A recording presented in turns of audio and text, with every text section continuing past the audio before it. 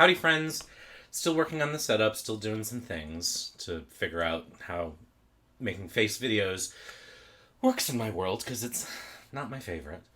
Um, but, you know, we do them. Oh, God. So, what we're going to have a chat about today is, what does tarot even do? And I'm saying it that way because of a commercial that I see constantly. It actually kind of drives me nuts. It's like Tide. No, it's not Tide. Tide's dishwashing. It's for, yeah, it's a dishwasher. Cascade. It's probably Cascade. I actually use the brand. Anyway, the kid's like, my mom washes the dishes before she puts them in the dishwasher. So what does the dishwasher even do? And I just, I'm like, you're a human Bratz doll. Um, that's not nice to say about kids. So anyway, what does tarot even do? Oh, God, that I have any subscribers at all sometimes astounds me. What does tarot even do? What do I mean by that? Well, I was thinking about the kinds of readings that I've done over the years and the kinds of videos that I make on this channel and the kinds of things I talk about. And, I constantly go on about precision and being down to earth and trying to be as accurate as we can and focusing on context, etc. What does that all look like in the end? Like, what does that mean? What does that achieve? What do we do? And so, while I was thinking about that, I realized that there are actually a few kinds of readings that we actually get, or a few kinds of answers we wind up with as readers. And I was thinking it's sort of probably helpful to talk about that, especially for students, and especially maybe for folks who are like, I want to get a tarot reading. What should I expect from a tarot reading? So that was kind of the underlying theme here. Um, I think there's just sort of like, you can boil things down in essence to a few kinds of answers that you'll get from a reading.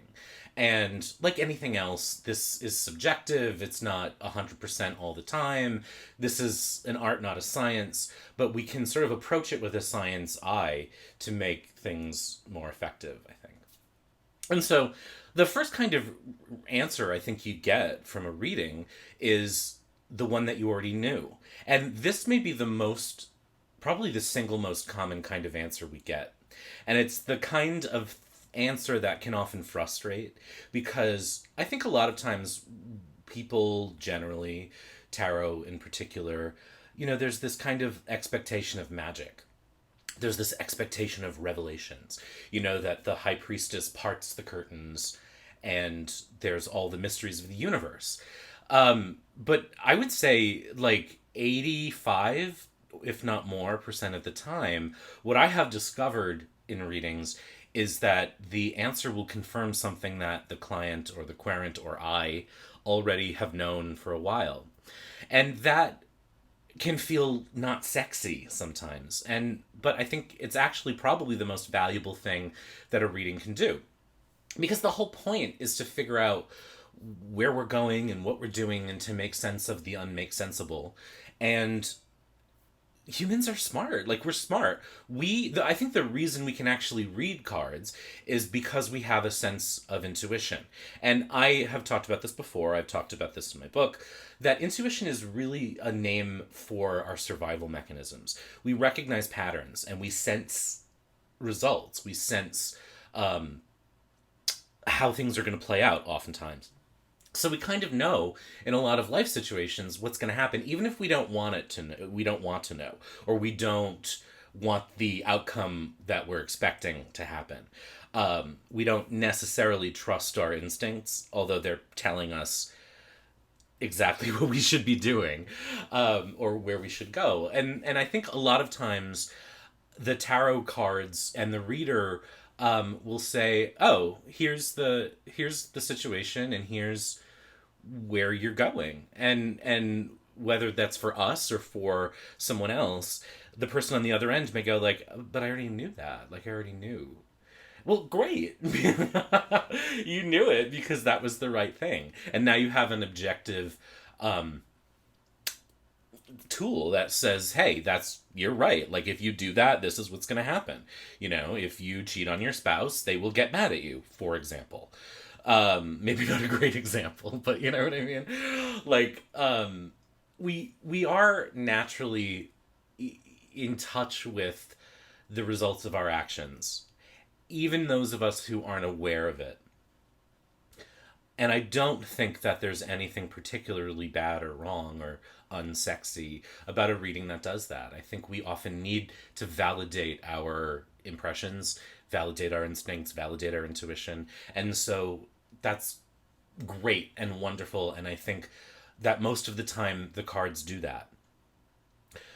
And we shouldn't be mad at that. Like, that's great. It's helpful. It's like having, you know, I was gonna say it's like having a friend who like always knows what's up, but it's actually even a little more objective than that because we know our friends have their own motives and biases, etc.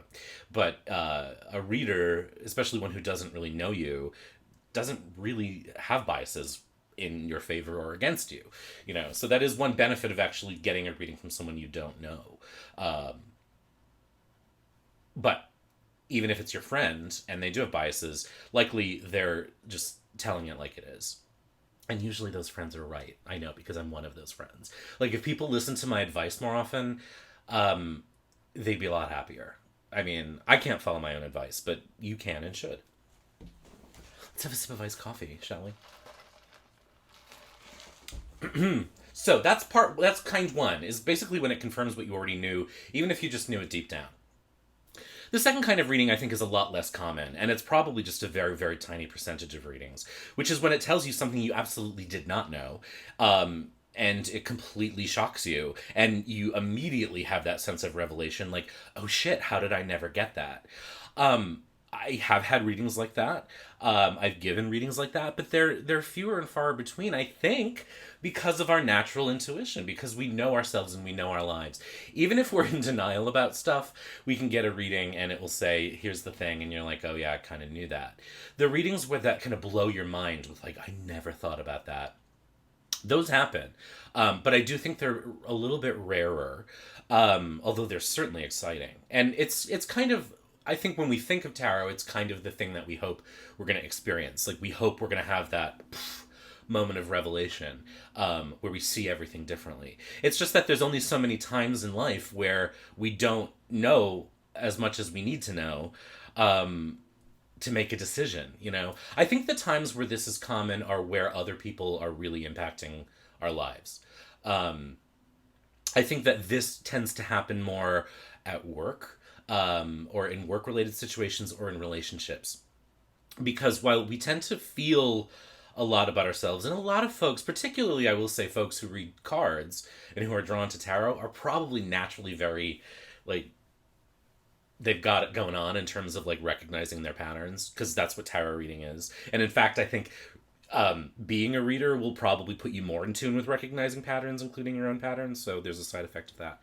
But when other people are impacting us a lot, that's when things are going to be more like, whoa. And again, I think that's because of our natural biases and our impressions. We jump to conclusions a whole hell of a lot. And when there are other people involved, we often, while we're great at kind of knowing what's going on in here, we're very, very bad at knowing what's going on out there. And part of that is because we are naturally very selfish. Self-centered may be a better term. And I don't mean that in a negative way. It's natural. It's another survival instinct. But we have a tendency to read everyone's behavior in terms of us. And most of the time, they're not thinking about us. In fact, they're reading our behavior and saying, why are they being so weird? So like, I remember I was teaching a writing workshop once and I made a joke about myself, as I do, because I'm very self-effacing and it's survival mechanism, right? And one of my students said to me, you know, people don't think about you as much as you think they do. And they weren't being mean. They were just saying, like, all this anxiety you have about what people think of you, like, they're not thinking of you. They're going through the same thing themselves. And so I do think that in situations where other people are really actively impacting us, that's where the big revelations tend to come. And then, again, I said like at work, because so many things that happen at work or in a company or at a job are dependent on decisions that get made and things we can't know, because there's so many moving parts. I tell this story a lot. But I was doing readings for myself after I had applied for a job a little while ago, not the one I'm in now. And I did a reading, and it was really just straight predictive. It was like, will I get the job? And the answer seems like a pretty emphatic yes. And then weeks went by, and I never heard anything. And I did another reading, and it was like, no. And then weeks went by again, and I did another reading, and it was like, yeah. And I got an offer for another interview that day.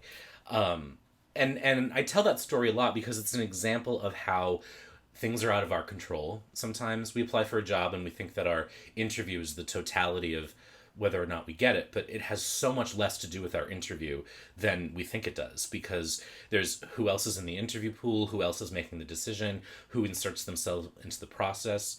And what I found out later, after I got the job, was that someone inserted themselves into the process and said, I want to be part of this decision. And so it definitely changed the energy. That's not an example of revelation readings. It's just an example of the way that things that are out of our control can impact us.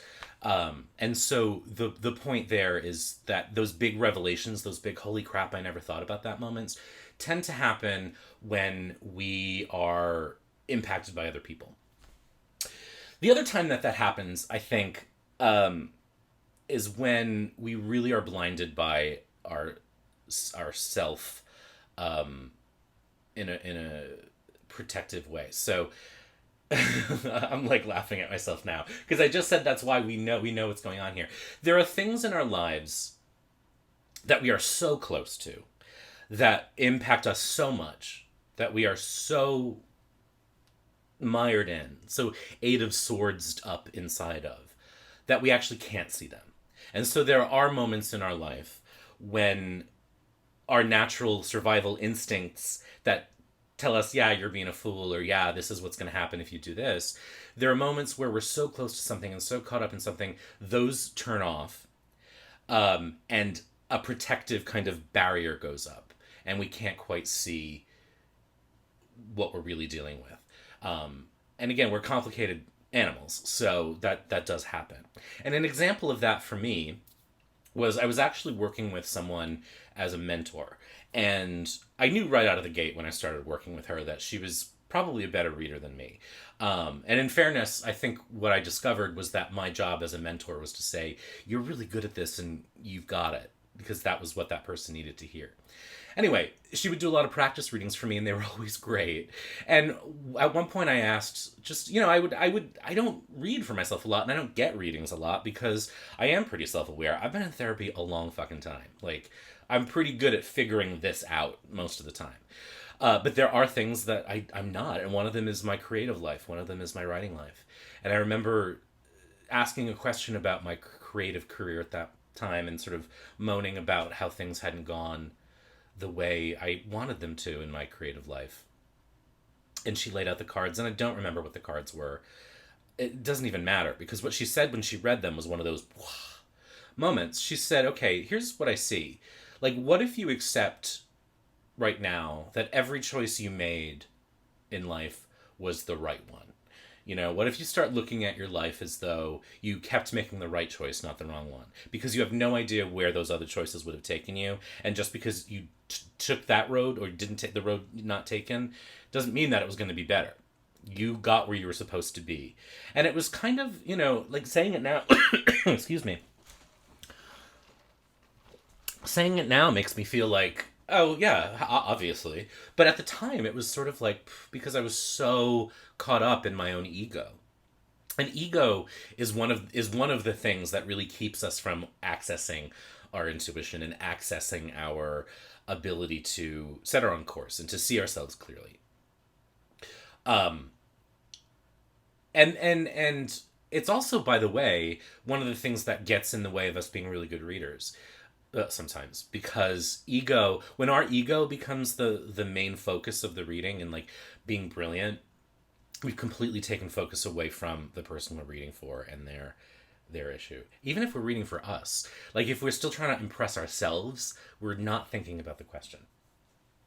So while a lot of us, a lot of the time, are pretty aware and we kind of know what we know already, and the tarot can confirm that, there are things that we're so close to that we can't see them. And there are these poof moments. I'm going to trademark that. Poof moments with Tom Benjamin. So that's the second kind of reading, which is where your mind is blown by something you never considered before, you just did not know. In both of those cases, the answer can be predictive, it can be about advice, it can be whatever. It's just that the quality of the answer, the feeling of the answer, is either something you did know kind of deep down or you suspected, or something you're like, holy fuck, that's crazy. I think the third kind is what I call the Delphic Oracle reading. Um, and why I call it that is that the Oracle at Delphi was famously inscrutable. So people would go visit Delphi and they would ask their question of the Oracle and they would get an inscrutable answer back. It made no sense. And it was their job to figure out what the fuck it meant. There are answers we get sometimes that are, and we know now, obviously, science shows us that probably the answers were so inscrutable because everyone was stoned off poisonous gases leaking into the temple. Like literally the women in the temple were sitting on top of like eruptions of poisonous gas that were getting them stoned and probably causing brain damage. There are readings we get that have a similar quality of being completely inscrutable. Like, what the fuck does that mean? And those are interesting because we never really know whether it's a bad reading or if it's just something we can't see yet. So in the last kind of reading, in the blow your mind kind of reading, I talked about how there are things about us we can't see. And in the book Professional Tarot, I can never remember. I think it's Janina Renee who wrote that book. It's out of print, but I always recommend it if you can get a copy of it if you want to go pro. I'll try to correct the name if I've gotten it wrong. Anyway, the author talks about how there are things that people have... There are those walls, those protective ego things that people have built up so strongly that whatever happens, they will not see it until they're ready. And sometimes lives go by without seeing it. It's sort of like this block that could take lifetimes to undo. Sometimes you will give a reading or get a reading that somehow you asked a question and the reader connected in such a way that they hit a kind of secret bullseye that you had no idea was in there, and when you hear it, the defenses completely go up. And instead of having one of those like holy shit moments, it's like, no, that's wrong. Because you're not ready to hear it. And I have said and written that tarot doesn't really distinguish between who's ready to hear the message and who isn't. Like, it answers the question that was asked. That's what it does. It does that. It's not sentient enough to say you're not ready for this answer. That's why people say if you don't want the answer to a question, don't ask it when it comes to the readings. So there are times where that kind of inscrutable Oracle at Delphi moment happens, and it is trying to tell you something, but you're not ready to hear it, and a life could go by before you are. Another time is when it's just a bad reading, and they do happen. We have off days. Readers have off days. Sometimes a client and a reader will just not connect. Sometimes a client will just have gone to a reader that isn't the kind of reader that they respond to. Some readers are just bad. And that's, I think it's like singing.